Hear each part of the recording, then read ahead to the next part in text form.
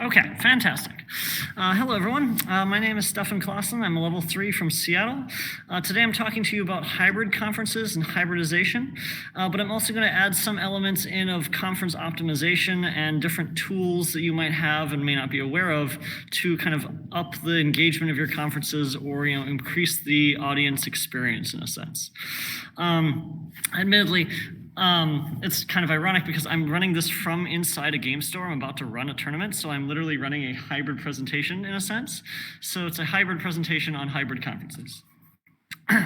Also, I only have one screen because I'm in this, so I can't look at the chat very well, and there will probably be noise behind me. So please message in the chat. I'm using my phone to watch that at the same time, and I can check that and answer questions as we go that way. Okay, so first off, just a little bit personal history about myself. My pronouns are he and him. I've run multiple judge conferences, both in person, hybrid, and online from 2013 to 2016 in Hawaii. We're still running conferences in the Seattle area to this day. We had one yesterday, even in person, in fact. And Hawaii was an interesting experience, mainly because it was one of the most remote locations in the world. Our judges were literally on separate islands from each other and had to fly to get to conferences or events. So it's a unique challenge in that sense, but it really showcased the remoteness in a sense. For our conferences, we hosted when judges were visiting the islands. Thankfully, we were a tourist destination, so when Uncle Scott would fly over and go for his golfing vacation, we would have a conference. We coordinated flights so that people would fly together and be able to share costs on hotels and things. We did a variety of efforts with remote speakers and remote attendees, so Zooming people in before Zoom existed. And then the biggest successes were usually coordinated around when Pro Tours came to Hawaii, so that we would have a good number of level 3s from the staff being able to judge, and then still being able to use remote options when necessary. Other things I've done before is the Mystical Tutor Judge project in the past, where we did live sessions with people across the country, doing basic judge training. And then we also organized discussions and study groups, all online at the time, trying to figure out how to train people using different tools. And this is almost 10 years ago at this time, because we were just so isolated. So this really gave us some interesting ideas and options, and I'm hoping to share some of those with you.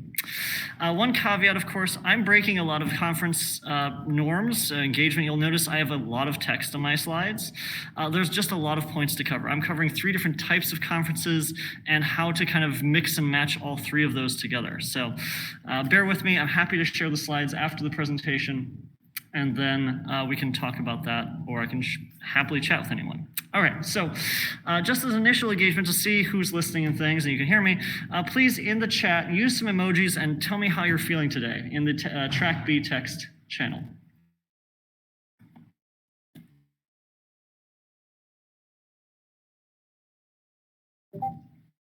A thumbs up, a sleepiness, a couple hungries. It is Sunday. Fantastic. A meme. Thank you, Brad. Very appropriate.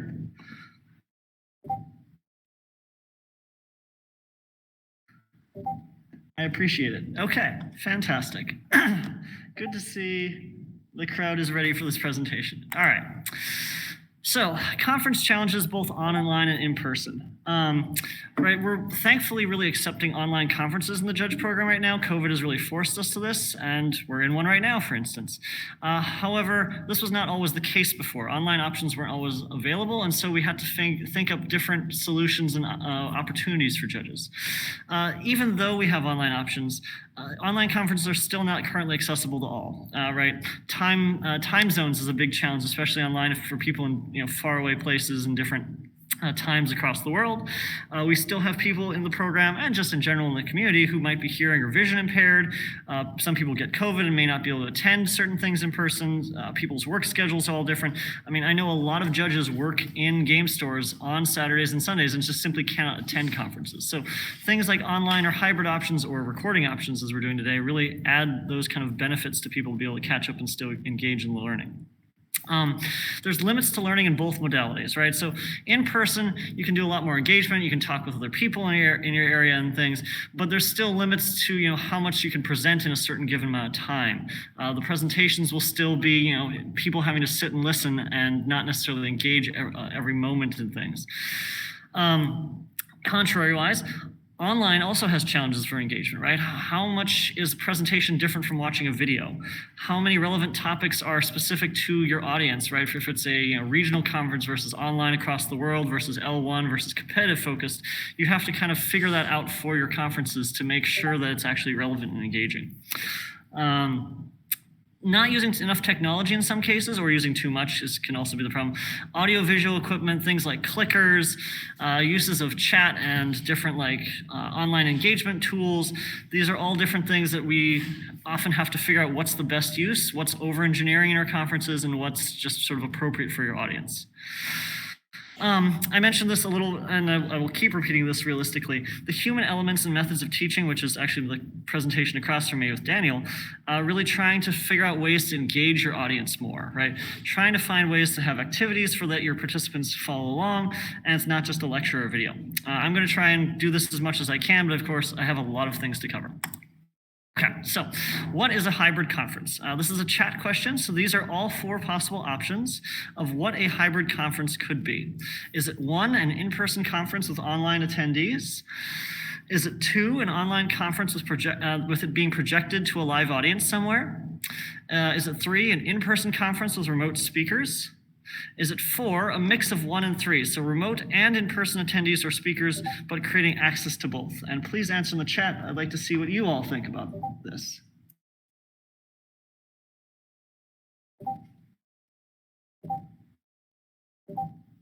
I see a lot of 4s. I'll wait like 10 more seconds to see if other people have different options than 4.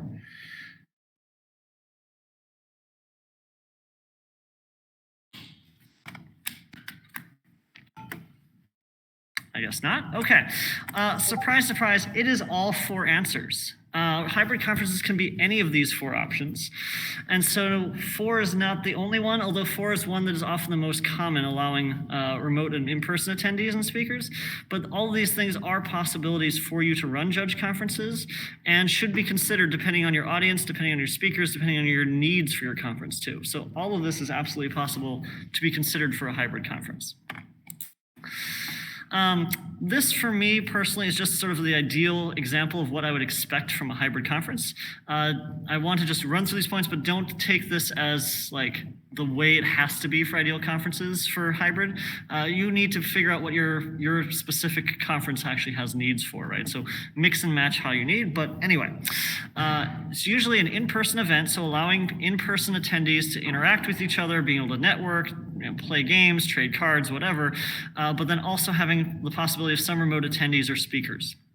That said, online participants and in-person participants should have something like a Discord or some chat option so that they can interact and discuss with the people who are in person or also online, right? If you have an online speaker, you want them to be able to actually interact with the people in the in-store event that way, and also be able to get responses and things.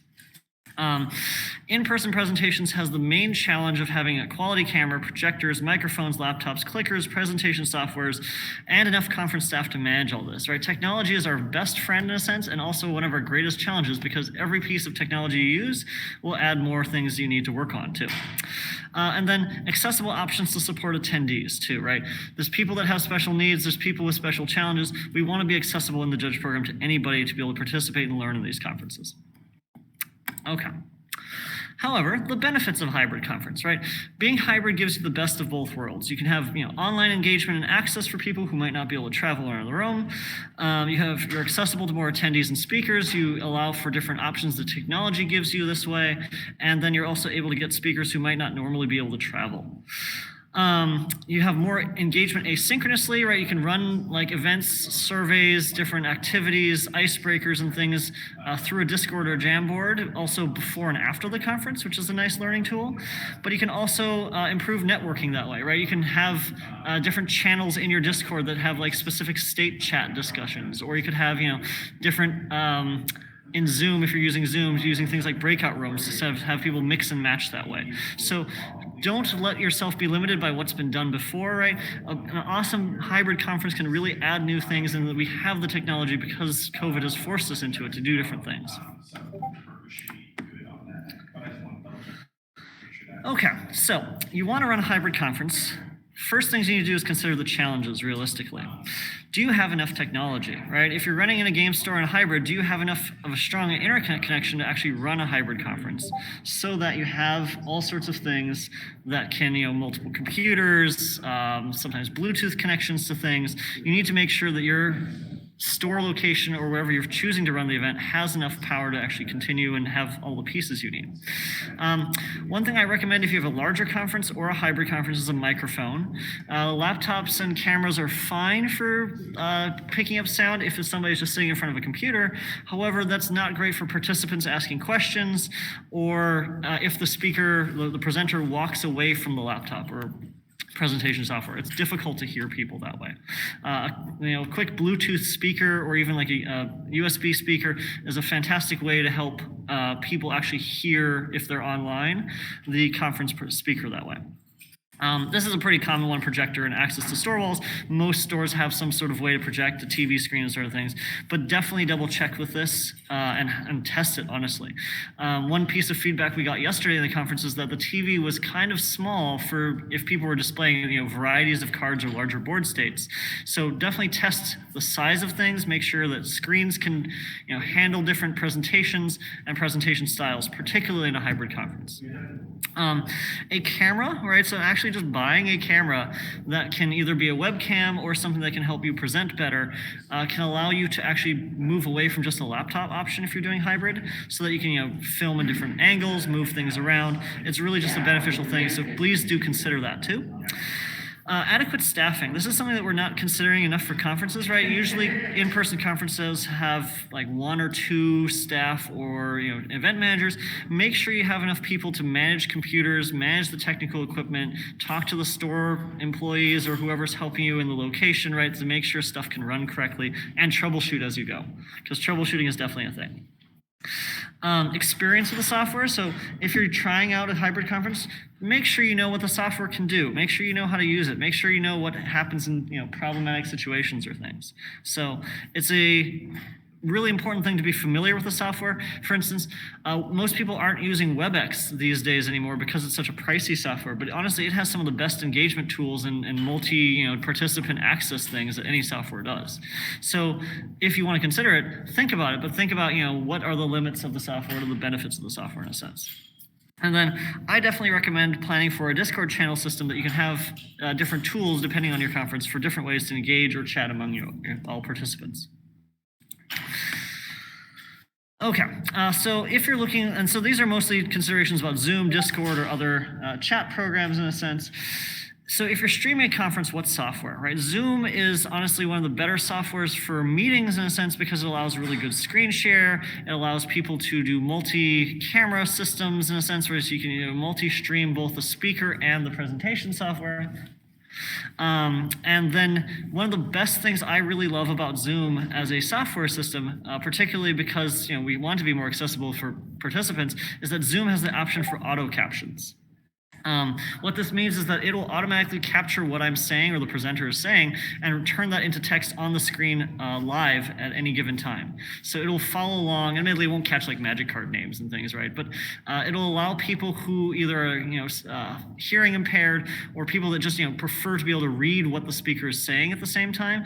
And so really actually help that way. And this can even be done in in-person conferences if you just stream the presentation over Zoom on the screen behind yourself that way. So you can actually have auto captions on the screen live for your presenters. If you have remote presenters, you really need to double check that they're familiar with the software you're using, right? If it's Discord, if it's Zoom, it really helps them, and admittedly most people are familiar with Zoom and Discord these days, but just make sure that if they need any help with testing things, if they have any questions about how they can engage people, right, make sure they're familiar and prepared with the right technology and things. Recording, I know we're recording over Discord today. I'm interested to see how well it'll do with things like the chat and stuff because I'm using those. But Zoom is very useful in that sense because it'll record things like the chat. It will record things like different people's view or presentations. So it's a matter of balancing kind of what you want to use depending on how much engagement your presenters also use. Discord, however, is far better than Zoom in sense of text chat options or channels and things, and as you're seeing today even, right? This is something you want to consider for how much engagement before and after the conference or what other elements you want to do to have people network that way. That said, with each technology comes with different features and complications, right? So make sure you are aware of how things will actually work. Make sure you're paying attention to like what's like technology could fail, what things might not connect. For instance, in Discord, unless you have two screens, you can't actually look at the chat when you're presenting. So I'm literally using my phone, for instance, right now to actually pay attention to the chat if I need to. And it's not something that's as simple as you can always think in a way. So different softwares have different benefits and challenges in that sense. Just some other suggestions too, of course. Microsoft Teams has chatting and meeting and presenting options. WebEx is probably one of the more sophisticated ones with most options, but also is very expensive. And Google Hangouts, I've also seen some meetings and presentations go on, though it's not as popular anymore. Okay, so in the chat again, I'd like to hear for you all who've either run conferences or presented at conferences, what softwares have you used? Which ones was your favorite and why, right? Please tell me in the chat now, like which of these softwares has really been ideal for you? And I mean, realistically, if it's something you don't like as much, why do you use one over the other?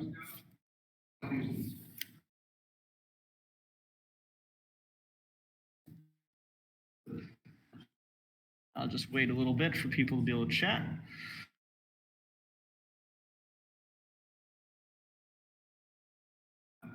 I'm curious to see if other people have used WebEx too, because I have not actually had access to a paid account in a few years now, and it's honestly one of the strongest tools I've ever used.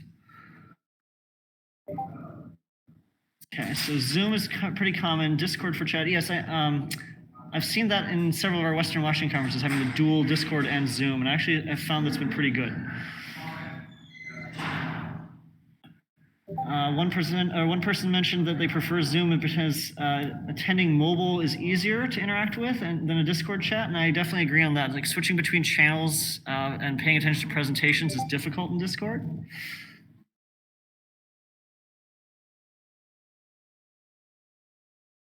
I'm curious to hear maybe in a discussion later, if we can chat about how Google Meet worked for presenting in a sense. It'd be very interesting that way.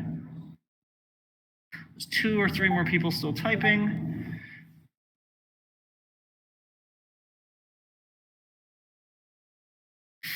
A good point from Joe saying, right, like Discord is pretty ubiquitous for a lot of people, specifically judges, and I very much agree, right? I'm in something like 15 different Discord channels myself now. It may not be worth the overhead and the extra work, right? And this is always the consideration with hybrid conferences. How much extra software and extra tools do you want to use for how much benefit for the participants and how much engagement that way? Okay, so seeing about similar answers, we will continue on. Thank you, everyone. Okay, so now we're going to get a little bit more into the nitty-gritty of everything. So I'm talking now specifically about remote speakers for hybrid conferences, but we'll go over different elements from different modalities this way too. So remote speakers for hybrid is actually a very nice way to be able to get judges who are often, if you have a conference in an isolated area, specific expertise without having to have someone to travel.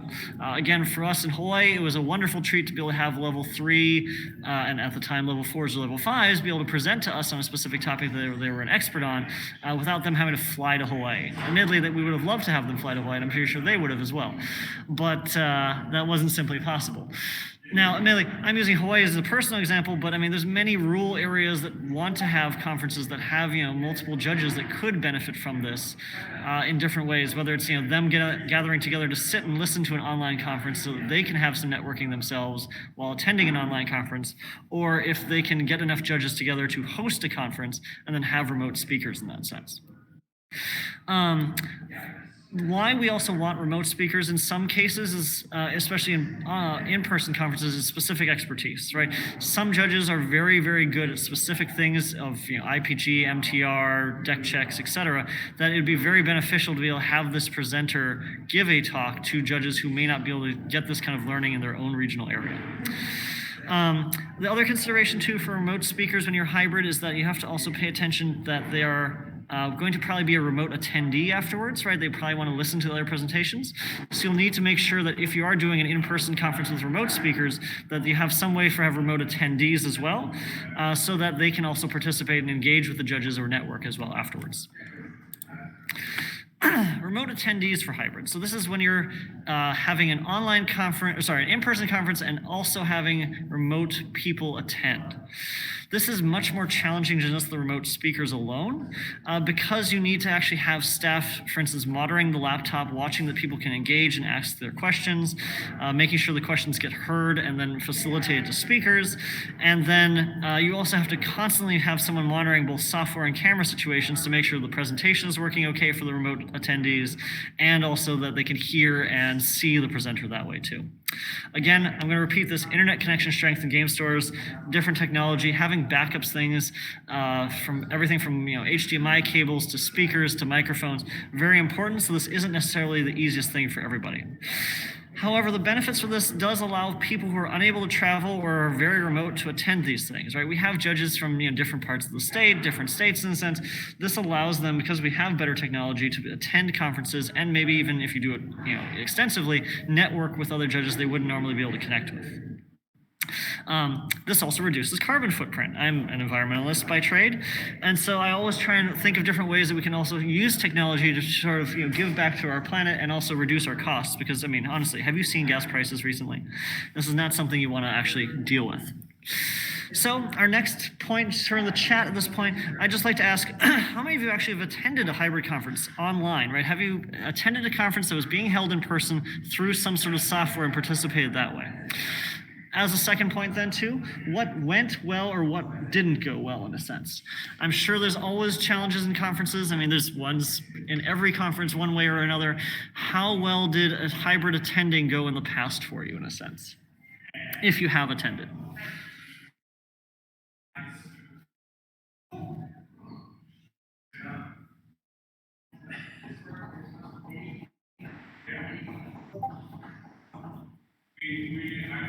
Well, that's exciting. I'd like to hear more how your conference goes, Chuck, after your conference next week. I'd love to hear what technologies and things went well or poorly for you. Again, this is a new, maybe not new, but this is still an emerging sort of tool for judge conferences. So it's interesting to see what people are doing and figuring out, and I'd love to share more ideas in the future that way too. Okay, it doesn't look like a lot of people have attended hybrid conferences, so we will move on.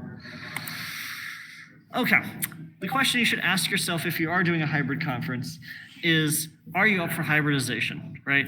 Are you ready to make sure you have all the technology? This is not something that's for everybody, both for costs, experience with different pieces of technology, right? I have this huge list of different things you need to pay attention to.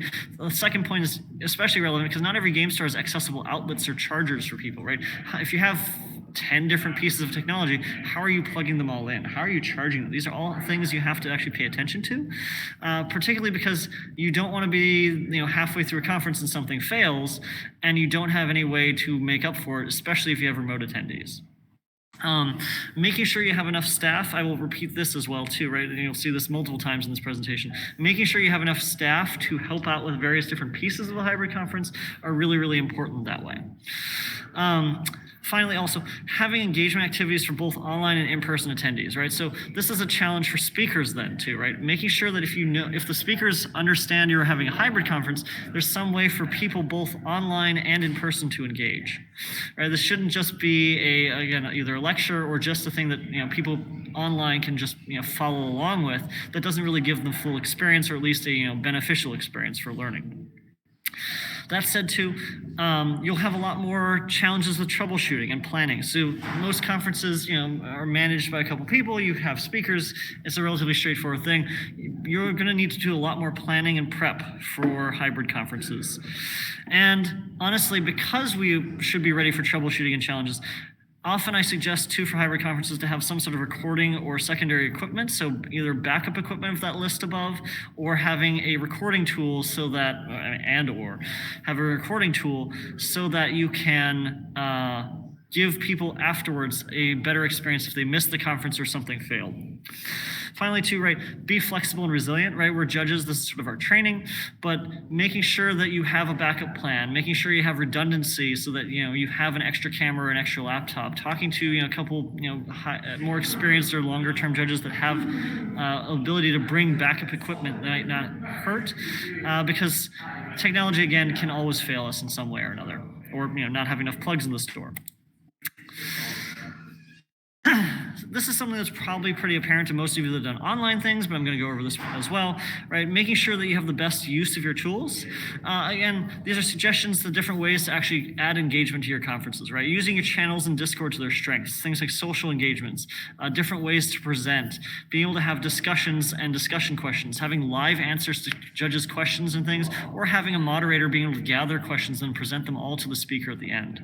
One thing I really love with some opportunities, it hasn't happened every online conference, but definitely does, and when it does, it's really kind of exciting, having pre and post discussion options, right? It doesn't always have to be something like serious, right, on rules or IPG or whatever, but sometimes it's even something like pictures of people's dogs, or asking people what how their recent tournaments went. Having discussion and letting people network pre and post event kind of adds to the length and the longevity and the engagement of your conference.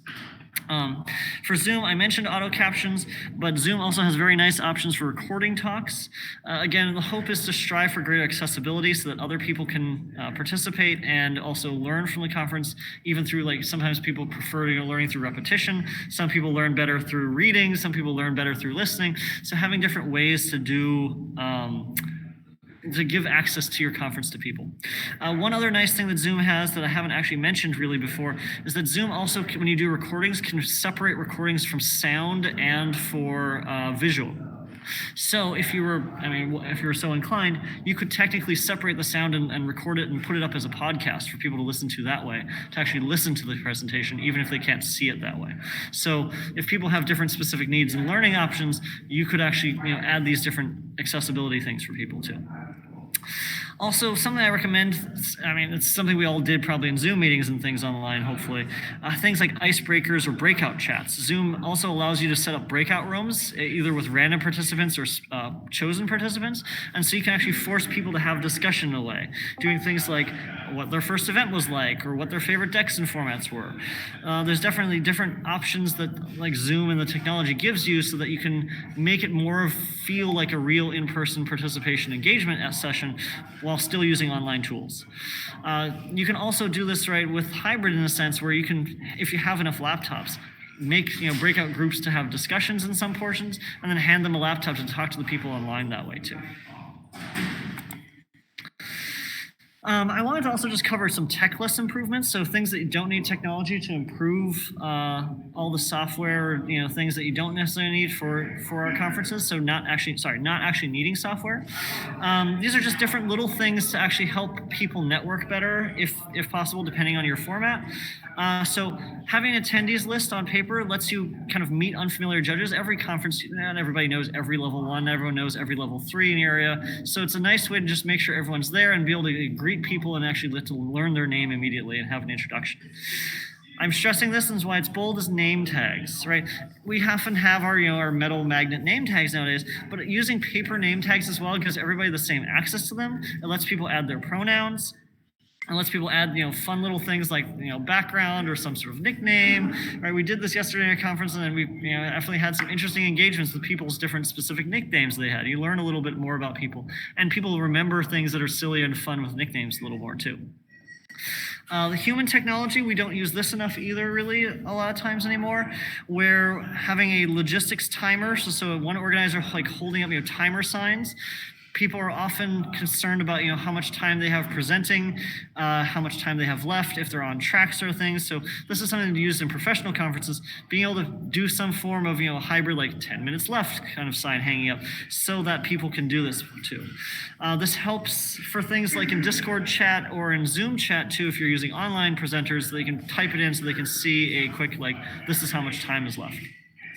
I highly recommend forcing discussion groups in, not necessarily presentations, but in conferences when you can, or having channels for a story time for sharing things, or some sort of common groups, trading sessions or trading discussions. For in-person, I've often suggested things like carpooling chats or discussions, just to have people have more engagement, more networking, and getting to meet other judges that way.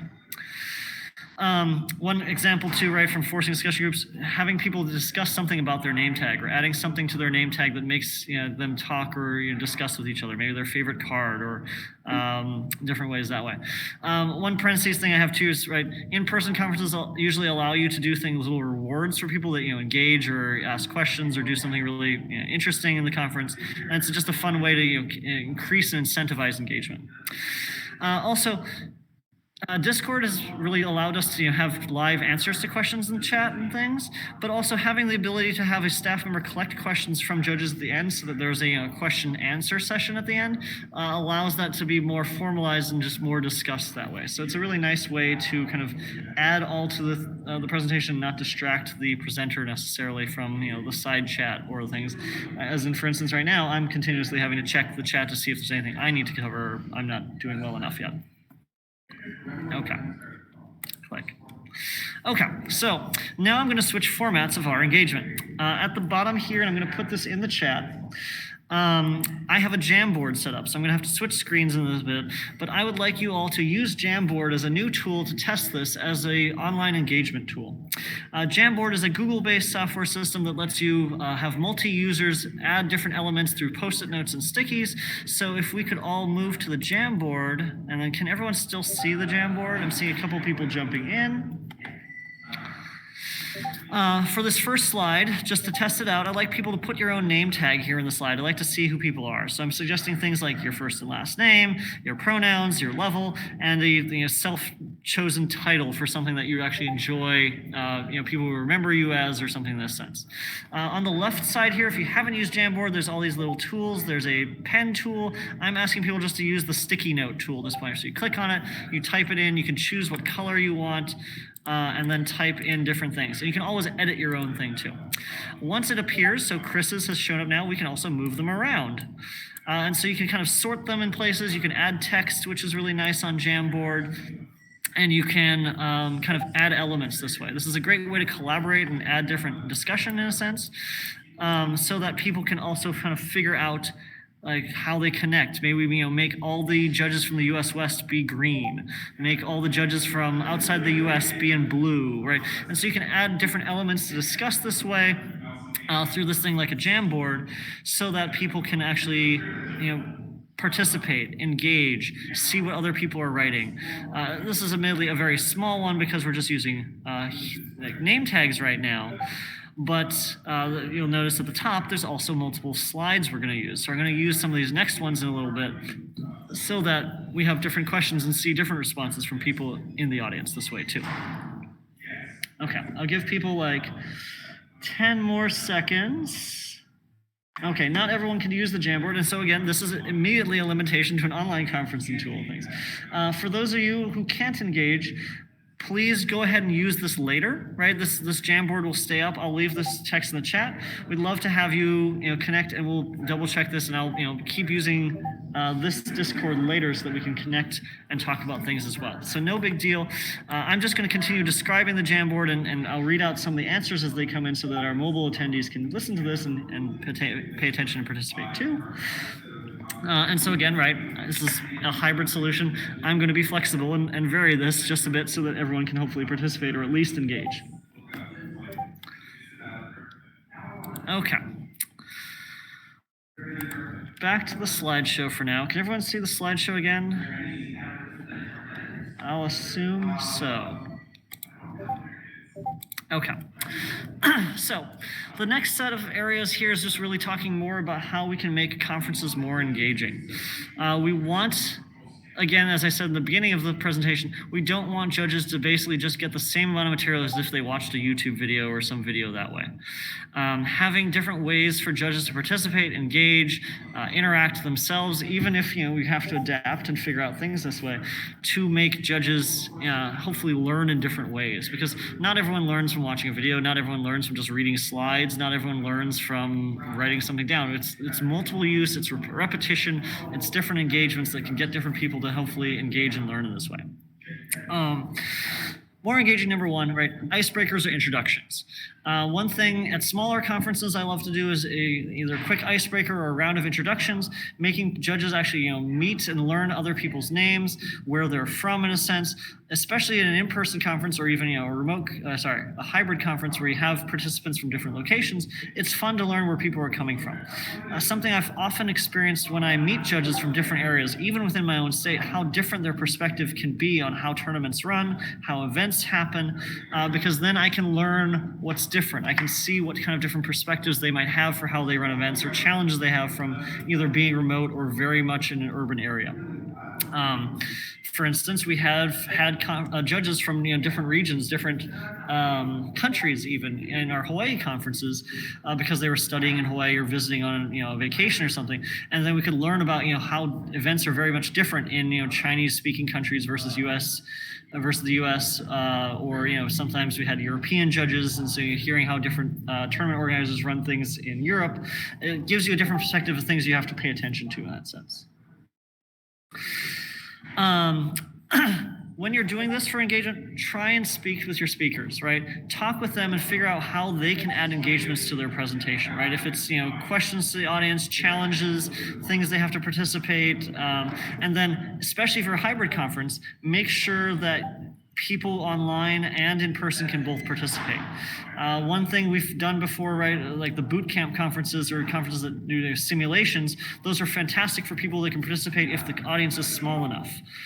It's very difficult and very challenging if it's too big of an audience, or there's online attendees as well that can't watch the table with different cards being moved around. If that's the case, right, this is where technology can help you again. Use a camera and stream the camera facing down on the screen, where a lot of us are used to using on-camera games. Use this technology in a sense. Okay, I do need to speed up again. So back to the Jamboard, right? Second slide, so at the top left, click to the right. Please put in the descriptions of how you would like to see organizers open a conference, right? A quick sentence of would you want to see a welcome, having an introductory breakfast for people, some sort of game or video discussions, like on a Discord channel that way. How would you like to see judges actually participate more? So we click to slide 2. Best way to open a conference. I'm going to go to my next slide as you all are thinking and typing this in, just because of time at this point. So please use the Jamboard, and we can gladly go back to this and discuss this later too. Ways to make a conference more engaging. Number 2, invite non-judges. Admittedly, you can't always foil support non-judges, but people have a lot of expertise and a lot of useful tools that aren't in the judge community. Admittedly, Judge Academy recommends that you find someone in the program who might have this expertise first, but you definitely have options to go beyond the judge community, right? There's different ways that different people, tournament organizers, people who run online events and organizations, getting outside experts on things like maybe investigations or human psychology, people that run online calendar management systems, or people who can talk on stress management. There's a lot of ways to support learning that isn't only from certified judges, or maybe you have to find a remote speaker and you can search out someone who has a specific expertise.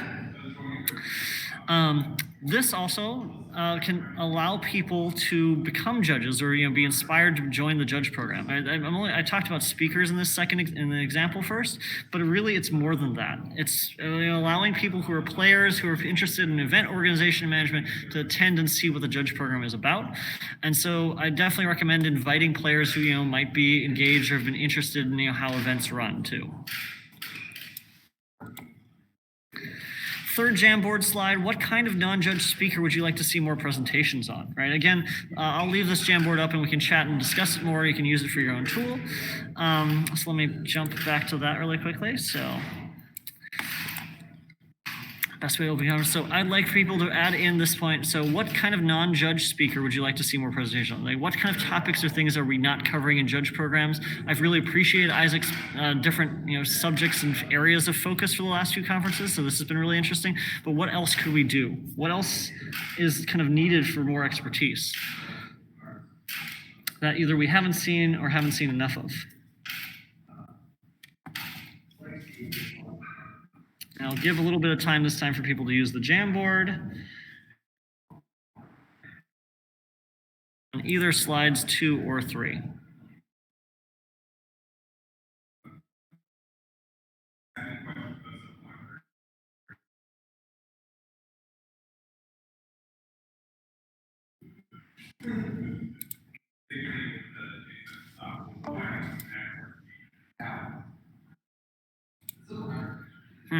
Silence. I've lost people. Okay.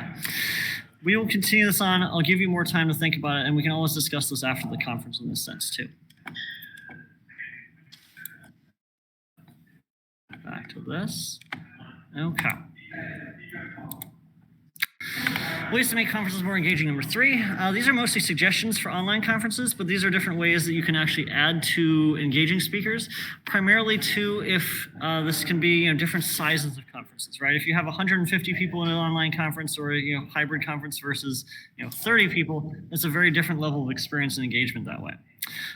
Direct engagement is a simple one, right? Have a Discord scavenger hunt or a Zoom scavenger hunt pre-conference. Show X items in your room. Find 3 12-sided dice to show on camera.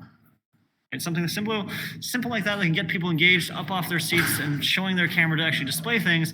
And I mean, if you're really committed to it, being able to mail prizes or something to people, right? Maybe even like an Amazon gift card or like a pre-release code or something that we can actually give this way. Having voting options.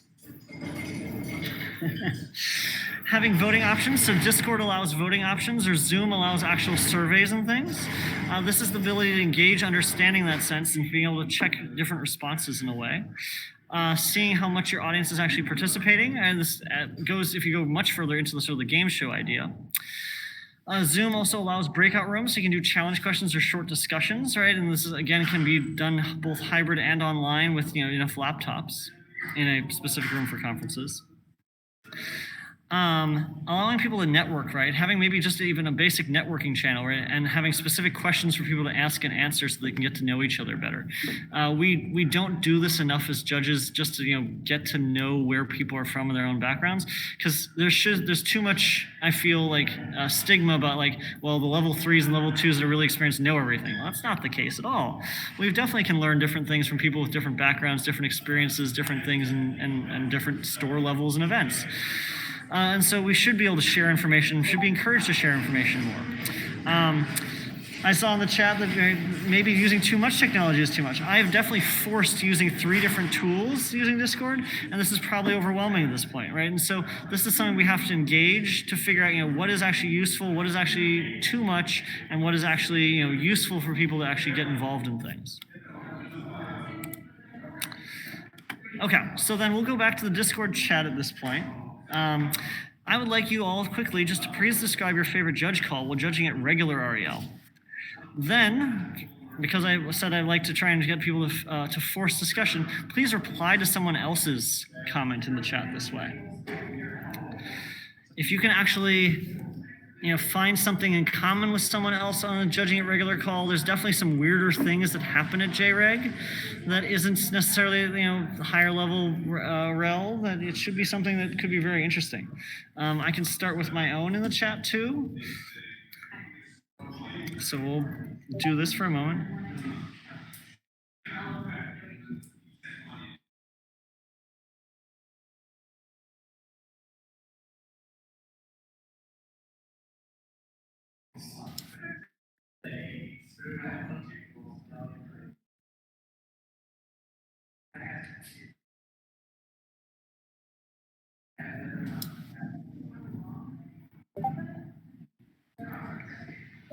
Okay, so I'm seeing target wizard and target opponent. Very good. I'm seeing passing 5 cards receipt. Oh yes, the drafting errors is always one that's in different challenges in different ways. Coercive Crewfix interactions with the ruling town. Oh yes, definitely. Coercive Crewfix was a very challenging thing for people to keep track of at JREG. And my own personal one is I had 2 players who couldn't remember who won first game. So we took a quick pause of 5 minutes, got ice cream, discussed it, and figured out who had decided to play or draw second game. If they could remember who had won because what cards had come out first game. It was an interesting thing that way.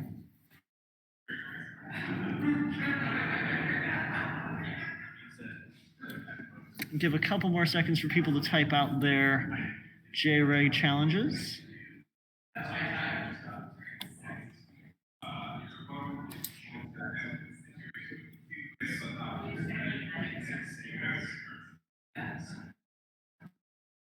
Okay.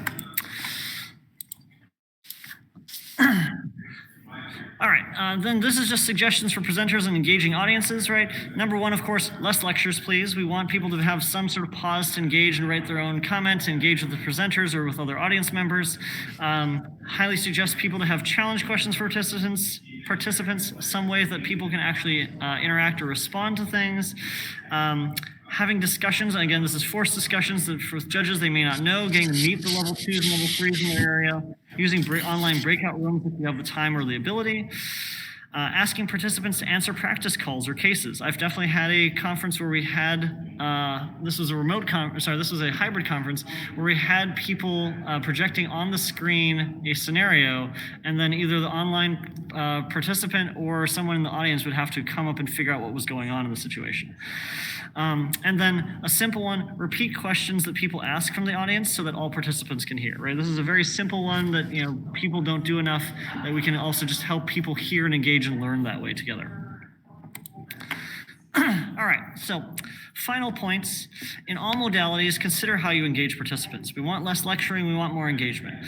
Figure out what tools are the best things for you to use, right? If you're using extra cameras, if you're using hybrid, right? What kind of laptops you need, what kind of presentations, what kind of microphones, and then use different examples, right? Have participants interact with whatever you need it to be, whether it's Zoom breakout rooms, whether it's Jamboard, whether it's multi-mixed networking sessions or multiple channels on Discord. Figure out what you want this presenters and the audience to actually engage in, and how to actually get people to network more. Chat and asynchronous methods are very good, but also make sure it's a safe space or welcoming. I highly feel that the judge program judges, we're all pretty much too critical of each other. We should be more open and flexible, that we're not all perfect. We all are learning in some different ways. As the conference organizer and as presenters, right, consider learning objectives in your audience, right? What are your goals? How are you hoping to teach these things? And what does the community that you're presenting to actually need, right? What are the best ways you can actually have that be taught?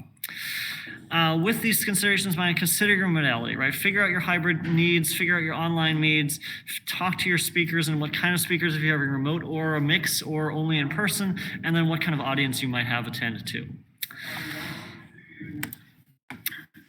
Tidy conclusions. So if you are considering hybrid, remember you're going to need a lot of different technological pieces, right? From cameras to laptops to software to microphones.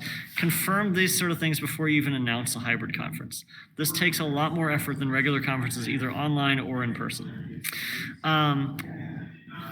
I've said this over and over again, but make sure you have different ways for the conference to engage with people. See what works, see what doesn't, and iterate, right? Keep repeating, keep trying different things, play test if you need to. And then realizing too that people's learning paths aren't just, level to level, event to event. People are learning on a track. Help your conferences be a part of their learning for specific elements with whatever events are in your area, what kind of things are specifically needed, what challenges your judge community is facing, that sort of thing. Make conferences part of the plan. And then as a final thing for the Jamboard, and I'll leave you with this for the future, so I'll again put this in the chat and keep checking it over the next week. What kind of elements of hybrid tech would you like to see more of at conference? What kind of accessibility actions would you like to have conferences have more access for? And how would these things help? So that is all. Thank you, everyone.